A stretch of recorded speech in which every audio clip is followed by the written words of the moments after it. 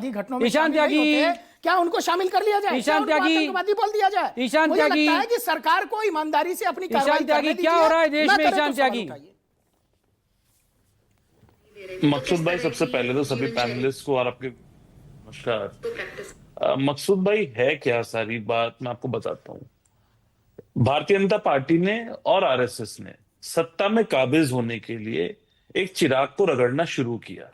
वो अलादीन का चिराग आपने देखा होगा ना, बच्चों ने, आप बचपन में देखा होगा, बच्चे अभी भी देखते होंगे। एक अलादीन का चिराग रगड़ना शुरू किया जिसका नाम था हिंदुत्व। हिंदुत्व का चिराग रगड़ते रगड़ते रगड़ते रगड़ते रगड़ते उसमें से एक ऐसा जहरीला जिन निकला, जो ये अराजक तत्व और असामाजिक तत्व आज निकल के आ रहे हैं। ये वही जिन है, ये वही जिन है जो अब प्रधानमंत्री नरेंद्र मोदी के या आरएसएस के कंट्रोल में अब नहीं है, या वो कंट्रोल करना नहीं चाहते।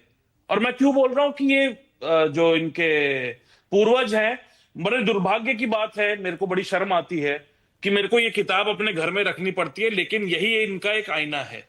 ये बंच ऑफ थॉट्स है, आप ये पढ़िए। गोलवालकर, जो इनको, जिसको ये पूजनीय गुरु मानते हैं, खैर वो पूजनीय तो बिल्कुल नहीं है, वो अपने ये 16वां चैप्टर का आप उसका शीर्षक ही देख लीजिए। सिर्फ 16वां चैप्टर का आप शीर्षक देखेंगे, थोड़ा सा धुंधली हो रही है पिक्चर। 16वें चैप्टर का जो शीर्षक है वो कहता है इंटरनल थ्रेट्स। इंटरनल थ्रेट्स में पहला तो वो लिखते हैं मुसलमान, द मुस्लिम्स, दूसरा लिखते हैं द क्रिश्चियंस, और तीसरा लिखते हैं द कम्युनिस्ट। तो जो लोग अपने इतिहास से ये सीख कर आते हो कि जो देश के इंटरनल थ्रेट्स हैं वो मुसलमान है, क्रिश्चियन है, कम्युनिस्ट है, आप उनकी विचारधारा समझ सकते हैं।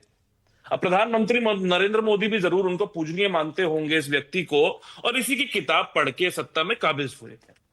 दूसरी बात, प्रधानमंत्री नरेंद्र मोदी ओमान जाते हैं, सऊदी जाते हैं, दुबई जाते हैं, पेरिस जाते हैं, इंग्लैंड जाते हैं, वेटिकन सिटी में जाके जो पोप हुआ करते थे उनके हाथ चूमते हैं, उनसे मिलते हैं, उनसे आशीर्वाद लेते हैं। उसके बाद आप ही ने कल अभी बताया, और नरेंद्र मोदी जी ने खुद अपने ट्विटर हैंडल पे पोस्ट किया कि कल मैं सबसे पहले सुबह, मेरे ख्याल से 8:30-9 बजे का उनका ट्वीट है, बहुत सुबह सुबह वो जाके वहां पे कैथीड्रल में जाके वहां पे पूजा करते हैं, अपना सर झुकाते हैं, जो भी करते हैं।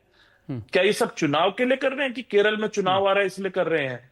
अगर अपने ट्विटर हैंडल से नरेंद्र मोदी दोपहर में एक ट्वीट कर देते कि ये जो जिस तरह की घटनाएं देश में हो रही हैं, बच्चों पे हमले हो रहे हैं, औरतों की जो कैप क्रिसमस की उन्होंने पहन रखी है, लाल कैप, उसको खींचा जा रहा है, ये सब नहीं होना चाहिए, तो क्या वो लोग उनकी बात सुनते कि नहीं सुनते?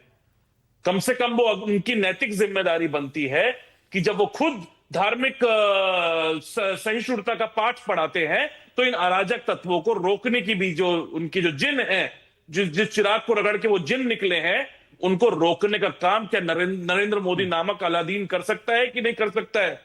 नहीं, लेकिन प्रधानमंत्री ने तो लिंचिंग के बाद भी कहा था, लेकिन उसके बाद भी कहां रुका ये सवाल। इसी को लेकर ईशान आगे इस पे बढ़ेंगे।